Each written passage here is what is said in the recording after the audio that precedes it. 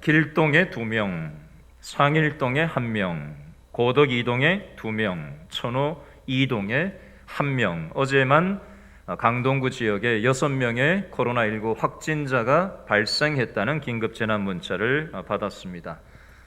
일부 예배를 좀 전에 마치고 뉴스를 확인해 봤더니 어제 12시 기준으로 200명이 지금 코로나19 확진자가 넘게 생겼다라는 뉴스 보도를 보고 제가 지금 깜짝 놀라고 지금 올라왔습니다. 여러분, 우리가 인생의 이런저런 재난 앞에서 다시 한번 새삼 느끼게 되는 것은 참 우리가 아무것도 아니구나. 재난 앞에서 또 홍수 앞에서 수많은 인생의 문제 앞에서 내 지식 내세울 거 못 되고 내 가진 거 내세울 거 못 되고 내가 가지고 있던 거 참 아무것도 아닌 게 될 수 있구나라는 것들을 새삼 이 코로나 재난 앞에서 또 이런저런 인생의 풍파 앞에서 생각을 해보게 됩니다.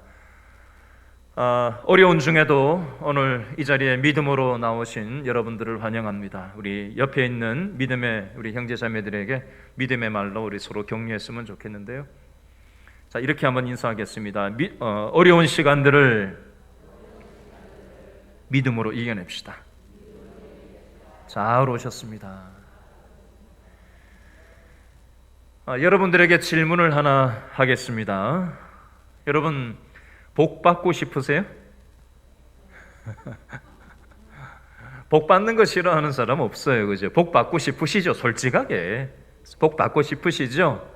네, 그러면 어떤 복을 받고 싶으세요? 네? 건강의 복. 요즘 같이 코로나19가 이렇게 어려움을 주는 이 시기에는 건강의 복, 그게 먼저 생각나시죠? 또 그거 한숨 돌리고 나면은 먹고 사는 거에 대한, 그죠?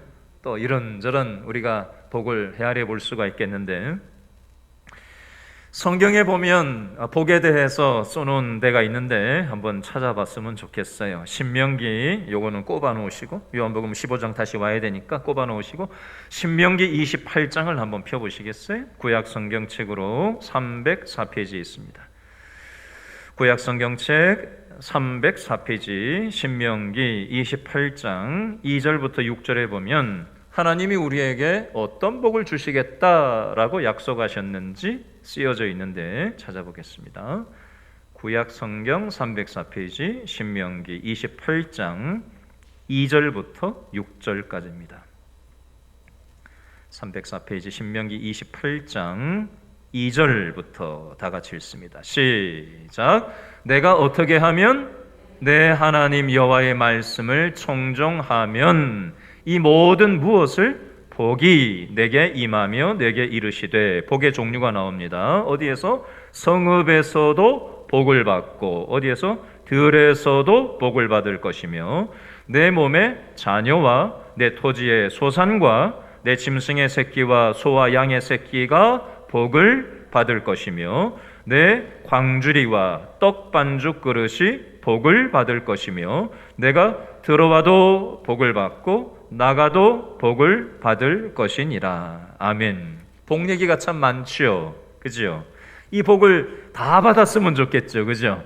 저는 우리 길신교의 모든 성도들이 하나님이 예비해 놓으신 모든 복을 하나도 놓치지 말고 다 받아 누리시기를 바랍니다. 근데 하나님께서 한 가지 전제 조건으로 말씀하시는 게 있어요. 신명기 28장 2절에 여러 가지 복을 주시겠다라고 하신 말씀 이전에 2절의 앞부분에 뭐라고 돼 있죠? 내가 어떻게 하면 내 하나님 여호와의 말씀을 어떻게 하면? 청종하면. 하나님의 말씀대로 순종하고 그 말씀에 걸맞는 믿음의 삶을 일상에서 살아낼 때 하나님께서는 복을 주시겠다라고 말씀합니다. 그러면 반대로는 어떻게 되는 거죠?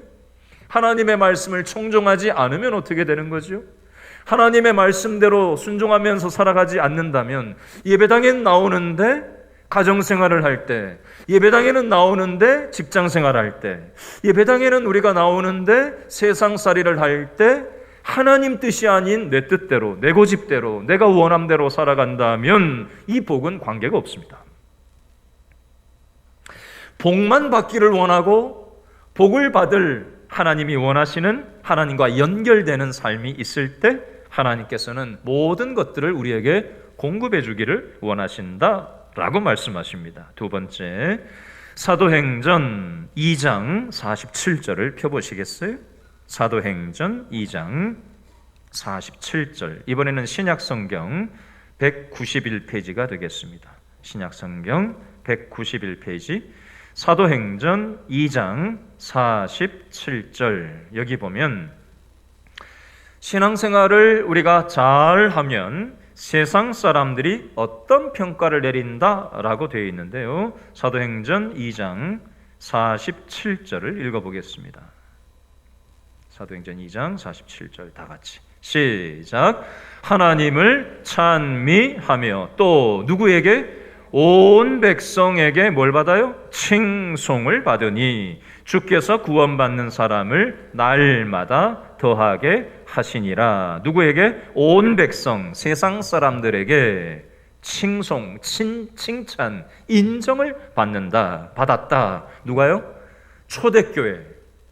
초대교회 당시에 신앙의 사람들이 로마 정부의 핍박이 있었고 수많은 신앙생활 하는 데 있어서 진리대로 살아가는 데 있어서 어려움들이 있었지만 그럼에도 불구하고 순교를 각오하고 핍박을 감수하고 믿음대로 일상을 살았더니 그 당시에도 로마 시대에 전염병이 돌아서 백신이 없는 그 당시 로마 시대에 의사고 뭐고 다 도망갔단 말이에요. 질병이, 전염병이 와서. 도망가는 거 말고는 방법이 없잖아요. 그죠? 아무 방어 조치가 없으니까. 요즘은 뭐 마스크도 있고 뭐도 있고 백신도 있고 뭐가 있는데 그 당시에는 의술이 발달되지 않았던 2000년 전 시대의 전염병은 전 세계를 무시무시한 공포로 몰아넣었습니다. 지금도 불안하고 두렵지만 2000년 전 오늘 초대교회가 있는 그 당시에는 훨씬 더한 불안과 공포가 있었고 실제 엄청나게 많은 사람들이 죽어나갔습니다. 그런 중에도 기독교인들이 환자들을 돌보고 청결하게 건강하게 질서 있게 일상의 삶을 살아서 많은 사람들이 칭찬하고 칭송을 하는 일들이 세상 사람들로부터 있었다라는 평가가 오늘 사도행전에 표현되어져 있습니다. 자, 이 두 내용을 한번 정리해 보겠습니다. 신명기에 나오는 말씀처럼 하나님의 말씀대로 순종하면서 살아가면 뭘 받는다고요? 복을 받고 세상 사람들로부터 칭찬과 인정과 존경을 받는 인생을 살 수 있다고 되어 있습니다. 그런데 오늘 우리가 읽은 본문인 요한복음 15장 말씀에 보면 다른 내용이 기록되어져 있어요. 자, 오늘 본문 요한복음 15장으로 한번 오셔서 자, 여기 두 단어가 7번 반복되는 단어가 하나 나오고 6번 반복되는 단어가 나오는데 한번 찾아보시겠어요? 힌트를 드리면 요한복음 15장 18절에 보니까 2번 나오고요. 19절 제일 끝에 보니까 나오고 23절에 2번 앞뒤로 나오고 24절 제일 끝에 나오고 25절 둘째 줄 가운데에 나옵니다. 무슨 단어지요? 미워라는 단어 동그라미를 해보시겠어요? 18절에 미워하면 미워한 줄, 19절 끝에 미워하느니라, 23절 미워하는 자, 아버지를 미워하느니라, 24절 끝에 미워하는도다, 25절 나를 미워하였다라는 표현 7번이 반복돼서 나옵니다. 또 하나 6번 반복되는 단어가 나오는데 18절에 한 번 나오고 19절에 5번 반복됩니다. 어떤 단어죠? 세상이라는 단어입니다. 18절 세상 동그라미, 19절 세상에 속하였으면 세상이, 세상에, 세상에서 세상이라는 표현이 6번 반복됩니다. 자, 화면에 안 떠 있네요. 자, 주보 제목에 오늘 설교 제목에 뭐라고 돼 있죠? 세상이 어떻게 하면 미워하면이라는 제목이 오늘 설교 제목이 되겠습니다. 여러분, 우리가 신앙생활을 바로 하면 바로 할수록 세상은 우리를 어떻게 한다고요? 미워하는 게 정상입니다. 신앙생활을 바로 하면 복만 받는 게 아니고요, 칭찬과 인정만 있는 게 아니고 오늘 성경에서는 명확하게 얘기합니다. 그것도 반복 강조해서 얘기합니다. 신앙생활 잘하면 복과 칭찬과 인정뿐만이 아니라 미움도 받는다라고 말씀합니다. 여러분, 만약에 저와 여러분이 신앙생활을 제대로 요즘 하고 있는데 세상 살이 속에서 미움을 받지 않는다면, 갈등이 일어나지 않는다면 우리 자신의 신앙의 삶이 제대로인가 점검을 해볼 필요가 있습니다. 왜 그러냐? 신앙생활 하면서 하나님께 복은 받고 세상 사람들에게는 좋은 말은 듣고 싶어 하면서 세상 생활을 할 때 세상의 가치와 타협하면서 좋은 게 좋다는 식으로 타협하고 있지는 않는지 우리 자신을 돌아보아야 할 것입니다. 그러면 세상은 왜 교회를, 신앙생활 하는 사람들을, 제대로 하는 사람들을 미워할까요? 그 내용이 첫 번째 18절에 나와 있는데 오늘 요한복음 15장 18절을 다 같이 한번 더 읽어볼까요? 시작. 세상이 너희를 뭐하면? 미워하면 너희보다 먼저 누구를? 나를, 예수님을 미워한 줄 알라. 아멘. 20절도 읽어보겠습니다. 20절 시작. 내가 너희에게 종이 주인보다 더 크지 못하다 한 말을 기억하라. 사람들이 나를 뭐하면? 박해하였은즉 너희도 뭐할 거요? 박해할 것이요 내 말을 지켰은즉 너희 말도 지킬 것이라. 아멘. 왜 예수님을 세상은 미워할까요? 근거가 요한복음 7장 7절에 나와 있는데 꼽아놓으시고 7장 7절을 한번 펴보시겠어요? 요한복음 7장 7절에 보면 세상이 왜 예수님을 미워한다라고 하는지 이유가 있어요. 요한복음 7장 7절 다 같이 시작. 세상이 너희를 미워하지 아니하되 나를 미워하나니 이는 왜 그래요? 내가 세상의 일들을 뭐하다? 악하다고 증언했기 때문이라. 예수님이 세상을 악하다고 말씀하셨기 때문에 세상이 예수님을 미워하고 나를 믿는 너희도 미워하는 거다라고 말씀합니다. 예를 들어보겠습니다. 수년 전에 우리와 같이 주일날 예배를 이렇게 모여서 드리고 있는데 미국에서 있었던 일입니다. 목사님이 설교하다가 성도들의 죄를 지적하는 설교를 했습니다. 회중석에 앉아있던 성도 한 사람이 몸에 가지고 있던 총을 꺼내서 설교하는, 죄를 지적하는 목사님을 향해서 총을 예배 시간에 쐈습니다. 몇 년 전에 있었던 일이에요. 미국에서.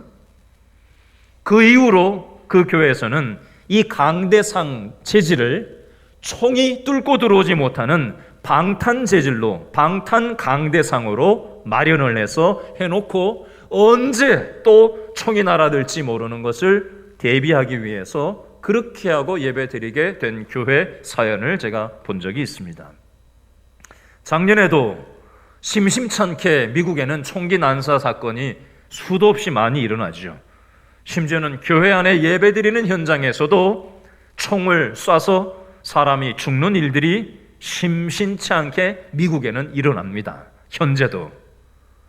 그리고 청원 경찰이 총을 차고 예배 시간에 누가 총을 쏠지 모르기 때문에 그것을 지키고 있다가 제어를 하기 위해서 그런 일들이 예배 시간에 현재 미국 교회에는 그런 일들도 일어나고 있습니다. 여러분, 예수님은 이 땅에 오셔서 칭찬만 받지 않으셨어요. 예수님은 이 땅에 오셔서 욕먹고 배척당하시고 매를 맞으시고 침뱉음을 당하셨어요. 신문을 받고 정죄를 받으시고 가시관에 찔리고 못질을 당하셨습니다. 예수님을 믿고 따랐던 제자들도 협박을 당하고 감옥에 갇히고 요즘은 참수라고 얘기하죠. 목베임을 당하는 일들을 예수님의 제자들이 겪었습니다. 돌에 맞아 죽은 제자들도 있고요. 짐승 취급을 받았던 제자들도 있었습니다. 예수님 시대, 예수님을 따랐던 제자들이 있던 시대에만 그랬을까요? 전 세계적으로 기독교인 박해받는 데이터를 공개한 오픈도어 선교회라는 선교회가 있습니다. 작년 2019년도 한 해 동안 보고된 전 세계 기독교 박해 통계를 발표를 했는데 제가 말씀을 드리겠습니다. 신앙과 관련된 이유로 작년 한 해 2019년도에 순교당한 사망자만 2,983명이고요. 재판 없이 구금당하고 체포당하고 형을 선고받고 수감된 사람만 3,711명입니다. 기독교인이라는 이유 때문에 유괴당한 건수가 1,052건이고요. 성희롱을 당하거나 강간당한 사람이 8,537건입니다. 비기독교인과 강제 결혼을 당한 사람이 630건이고요. 기독교인이라는 이유 때문에 육체적, 정신적인 폭행과 살인, 협박을 당한 학대를 받은 사람이 14,645건입니다. 재산을 공격당한 사람이 3,315건이고요. 사업과 일에 공격을 당한 건수가 1,979건이 작년에만 발생했습니다. 현재 전 세계의 기독교를 박해하는 국가는 73개국이고요. 기독교를 혐오하는 나라는 151개 국가에 이릅니다. 8억 명의 그리스도인들이 박해를 경험하고 있고 2억 4,500만 명의 사람들이 높은 수준의 박해를 현재 전 세계적으로 경험하고 있습니다. 기독교 박해의 추세는 앞으로 점점 더 세질 것으로 예측이 되고 있고요. 13년 전 2007년 높은 수준의 박해를 경험하는 기독교인은 1억 명 정도에 달했는데 작년 2019년도 통계로는 2억 4,500만 명이 높은 수준의 기독교 박해를 전 세계적으로 겪고 있다고 합니다. 여러분, 우리나라는 현재 기독교 박해 국가는 더 이상 아닙니다. 그러나 한국 교회도 100년 전만 해도 기독교 박해 국가 중에 대표적인 기독교 박해 국가가 바로 대한민국이었습니다. 초창기 한국 교회에 기독교가 들어왔을 때 수많은 선교사들이 순교를 당하고 전염병으로 순교를 당하고 가지가지 고문과 목베임과 또 불에 타서 죽고 수많은 이유로 기독교 신앙을 전파한다라는 이유로 선교사를 뿐만이 아니라 예수 믿는다고 집에서 쫓겨나고 수많은 머리카락을 잘라버리고 별가지 일들을 이 중에서도 보고 직간접적으로 경험하신 분들이 있을 것입니다. 지금은 세월이 좋아져서 대한민국은 더 이상 기독교 박해 국가는 아니에요. 그러나 대한민국에 수많은 교회 안에 돈이 들어오게 되고 이제 권력 있는 사람, 대통령 장로님도 나오고 강남 지역에 다른 지역보다 강남 지역에 있는 강남 3구 중심으로 해서 많은 권력과 재력이 있는 기독교인들 숫자가 다른 지역보다 강남에 훨씬 더 많이 있다고 합니다. 한국 교회가 십자가 정신이 사그라들고 돈이 교회에 몰리고 힘이 몰리고 정치 권력과 연결이 되다 보니 십자가 정신과는 순교 정신과는 거리가 점점 멀어진 그런 한국교회의 현실이 되고 말았습니다. 초창기 한국교회는 정치적으로도 참 기독교가 덕스러웠고 또 교육사업과 의료사업과 많은 영역에 있어서 우리 한국 사회에 참 존경과 인정을 받고 믿음의 사람들이 본이 되는 신앙의 모습이 많이 있었던 한국교회 초창기 모습이었습니다. 그러나 한국교회는 최근 들어서 사회의 지탄을 받고 손가락질을 받고 진짜 믿음의 본이 돼서 미움을 받는 게 아니라 더 이상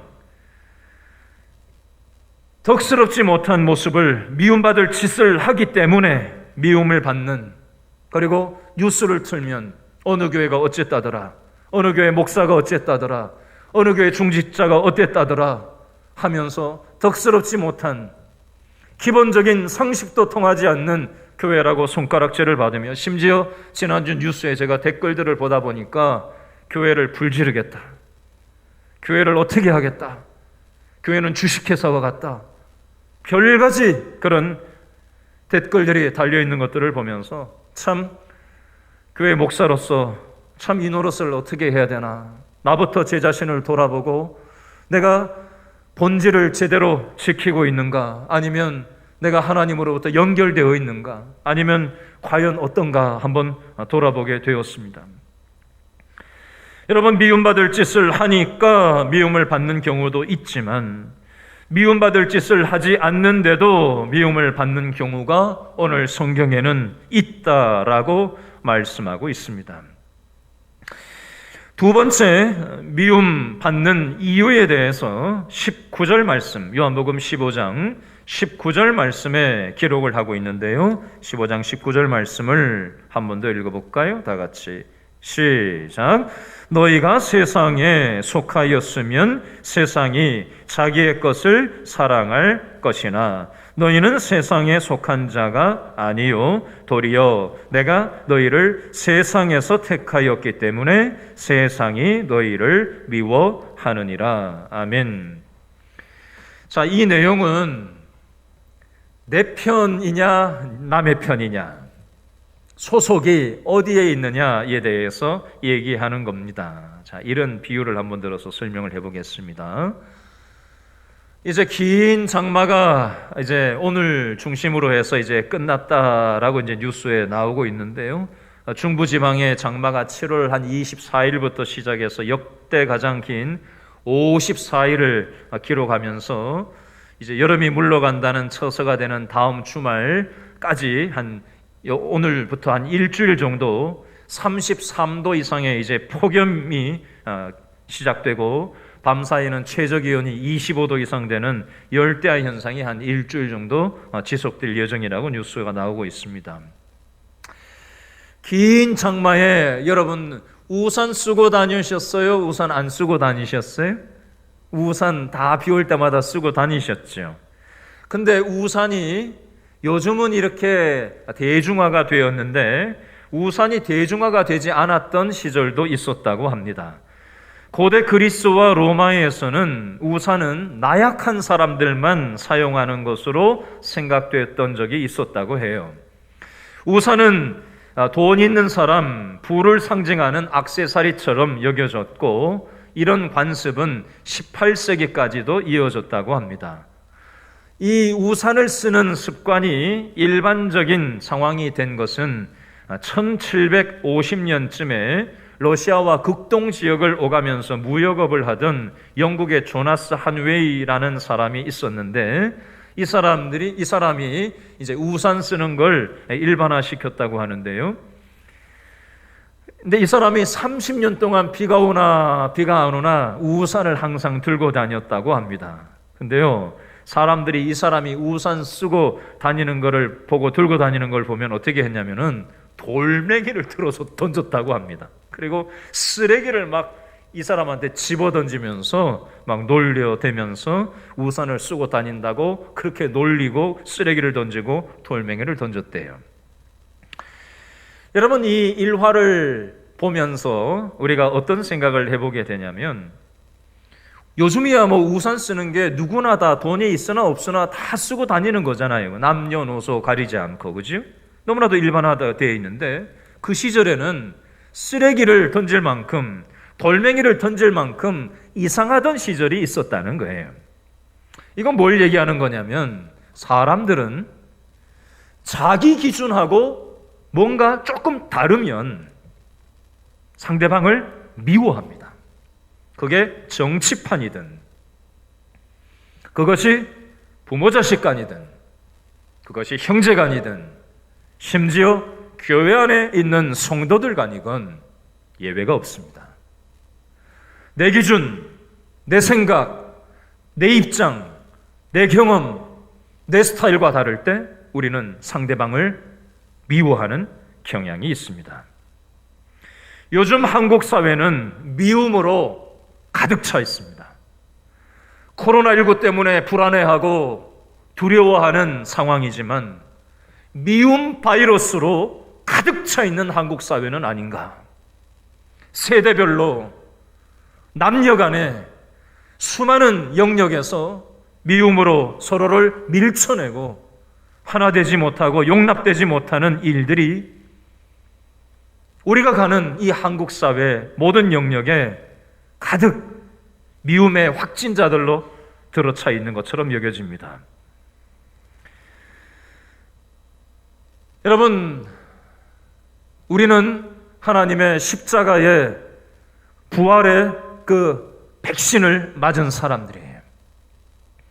그러나 우리가 살아가는 이 세상은 미움 바이러스로 확진이 되어 있고 미움으로 우리가 빠져들어가는 삶을 살아가고 있어요. 여러분, 우리는 오늘 이 예배를 통해서 다시 십자가, 다시 그 부활을 기억하고 그 백신을 공급받아서 이 미움으로 가득한 분리되고 단절되고 서로를 밀쳐내고 미움으로 멀어진 우리의 삶을 하나님께서는 우리를 통해서 하나 되게 하시고 연결되게 하시는 통로로 저와 여러분들을 사용하기를 원하신다는 사실, 저와 여러분들이 기억할 수 있기를 바랍니다. 세 번째로, 세상은 왜 예수 믿는 사람들을, 교회를 미워하나? 21절 말씀에 그 내용이 있는데요. 자, 요한복음 15장 21절 말씀을 다 같이 읽어보겠습니다. 요한복음 15장 21절 다 같이 시작. 그러나 사람들이 내 이름으로 말미암아 이 모든 일에 너희에게 하리니 이는 왜 그래요? 나를 보내신 이를 뭐하기 때문에? 알지 못하기 때문에 세상은 교회를, 예수 믿는 사람들을 미워한다. 우리가 잘못해서 미움받는 거 그거 얘기하는 거 아니에요. 잘못했으면 당연히 미움받는 건 정상인 거고 잘못한 게 없는데도 미움받는 것에 대해서 말하는 거예요. 여러분, 세상은 하나님을 인정하지 않습니다. 하나님의 존재를 믿지를 않아요. 하나님을 알지 못합니다. 그렇기 때문에 하나님을 배제하고 항상 들어가는 거예요. 그러다 보니 하나님을 알지 못하기 때문에 교회가 돌아가는 방식을 당연히 이해할 수 없고 다르기 때문에 밀쳐낼 수밖에 없는 것입니다. 그 이유를 이렇게 오늘 성경에서는 얘기합니다. 이것에 대해서 대안을 여러 가지로 얘기할 수 있지만 저는 오늘 말씀과 관련해서 이렇게 오늘 말씀을 마무리하면서 매듭을 지으려고 합니다. 그 내용이 해결책이 26절, 27절 말씀에 나오는데 한번 읽어볼까요? 요한복음 15장 26절, 27절 다 같이 시작. 내가 아버지께로부터 너희에게 보낼 누구요? 보혜사, 동그라미, 보혜사, 곧 아버지께로부터 나오는 누구요? 동그라미, 진리의 성령, 동그라미, 오실 때에 그가 나를 증언하실 것이요. 27절, 너희도 처음부터 나와 함께 있었으므로 증언하느니라. 아멘. 오늘 본문은 아닌데 15장 방금 읽은 26절부터 다음 주 본문인 16장 15절 말씀까지 그 내용은 진리의 성령, 보혜사 성령께서 이 땅에 오셔서 어떤 역할을 하시는지에 대해서 기록하고 있는 내용입니다. 16장 13절에도 보니까 진리의 성령이 오시면 이라는 표현이 있어요. 그죠? 오늘 본문 15장 26절에도 진리의 성령이 오신다라는 표현이 나오지요. 같은 맥락이에요. 자, 정리하겠습니다. 여러분, 예수님을 미워하는 세상은 제자들의 공동체인 교회도 미워합니다. 그래서 핍박을 합니다. 이것을 아시는 예수님은 성령 하나님을 교회에 보내주셨어요. 세상이 예수님을 공격할 때 예수님은 세상을 이기셨어요. 어떻게 이기셨어요? 십자가에서 죽고 끝나지 않으시고 사망 권세를 이기시고 3일 만에 부활하셨습니다. 이것이 죄의 사망 권세를 이기신 예수님이 세상을 이기셨다고 표현하는 거예요. 그러면 우리는 어떻게 세상이 우리를 미워하고 핍박하고 하나님을 이해하고 인정하지 못하는 세상에서 믿음으로 세상을 이길 수가 있나? 예수님께서 누구를 보내주셨어요? 성령 하나님, 진리의 성령, 보혜사 성령을 우리에게 보내주셔서 우리가 이 세상을 이길 수 있도록 우리와 함께 하시겠다고 지금 약속하고 계신 거예요. 이 사실을 우리는 믿음으로 붙잡아야 해요. 여러분, 이 내용을 이해하기 쉽게 제가 예를 하나 들어볼게요. 어제 문자로 저한테 우리 교회 성도님 한 분이 이런 내용을 보내주셨어요. 목사님, 제가 요즘 말씀 생활, 기도 생활을 하면서 신앙의 삶을 하나님과 가까이 지내니까 얼마나 행복하고 좋은지 모르겠다고. 하나님께서 주시는 이 마음을 본인이 전도 대상자한테 전화를 해서 나누었다는 거예요. 그랬더니 교회를 다녀본 적도 없는 이 동네 사는 전도 대상자가 코로나19가 끝나면 길신교회에 나와 보겠다고 얘기를 하셨노라고 저한테 그 말을 전하고 싶어서 문자를 보내오셨다는 거예요. 여러분 생각해 보세요. 뉴스만 틀면 교회 욕이 도배가 돼 있어요. 그렇죠? 어느 교회에서 신천지와 교회가 다를 게 뭐냐? 교회 때문에, 어느 교회 때문에 계속 지금 연일 보도가 되고 있잖아요. 이런 상황 속에 교회를 다녀보지 않은 사람 입장에서 이런 뉴스를 봤을 때 과연 교회에 대해서 어떤 생각을 하게 될까요?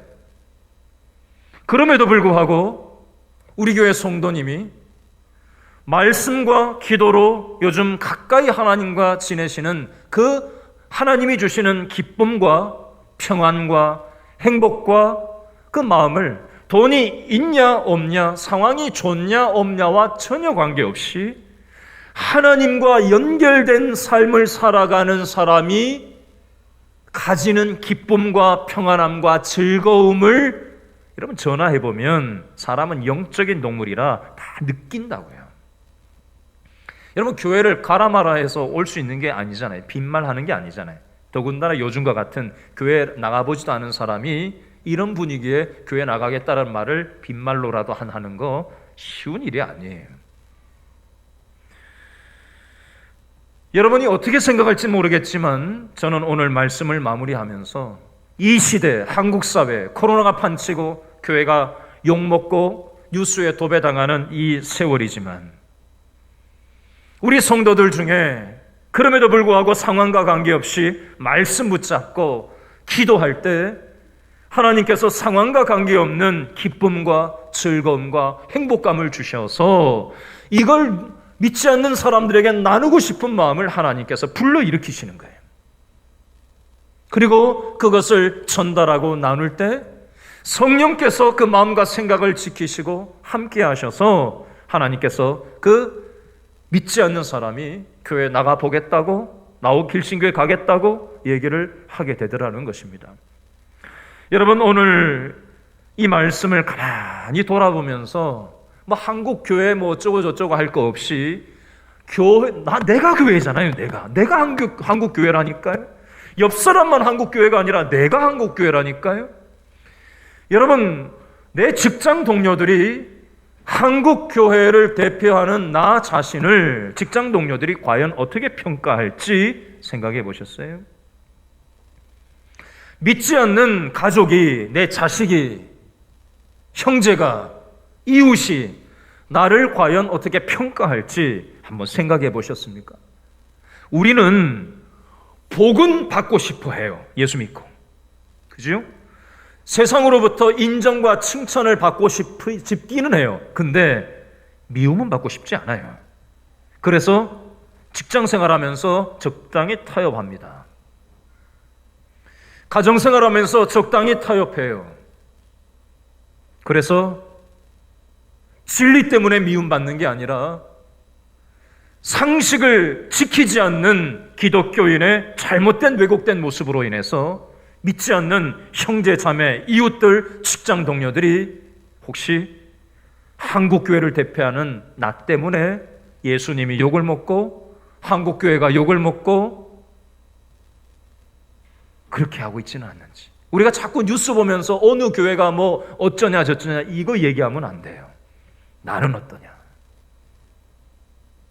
하나님께서는 내 자신이 과연 말씀과 기도로 하나님과 연결되어 있느냐.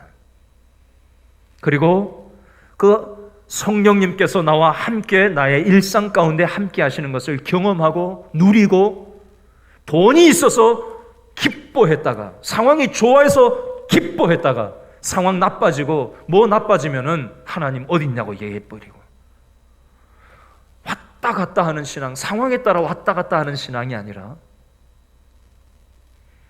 말씀과 기도로 하나님과 연결되어 있는 사람들에게 하나님은 상황과 관계없는 기쁨과 평안함과 즐거움을 주셔요. 이걸 나만 누리도록 하나님께서 이기적으로 살아가도록 복을 주신 게 아니에요. 그 복을 가지고 이 복을 알지 못하는 형제자매들에게, 내 자식에게, 배우자에게, 직장 동료에게 덕을 끼치고 복을 나누어주는 축복의 도구로 통로로 쓰시려고 저와 여러분들을 세우셨다는 사실 기억하시고, 물론 저도 자빠지고 여러분들도 이리저리 자빠질 때가 있어요. 완벽한 사람은 없어요. 그러나 우리가 완벽해서 하나님은 쓰시는 게 아니에요. 부족하지만 다윗도 부족했잖아요. 그러나 회개하고 하나님의 도우심을 구하며 엎드릴 때 하나님께서는 그 믿음을 보시고 하나님께서는 그 사람을 또 사용하시는 거예요. 여러분, 내가 하려고 달려들지 말고 하나님을 의존하고 영적 교만했던 마음을 꺾고 하나님 앞에 겸손하게 엎드리는 저와 여러분 다 될 수 있기를 바랍니다. 기도하겠습니다.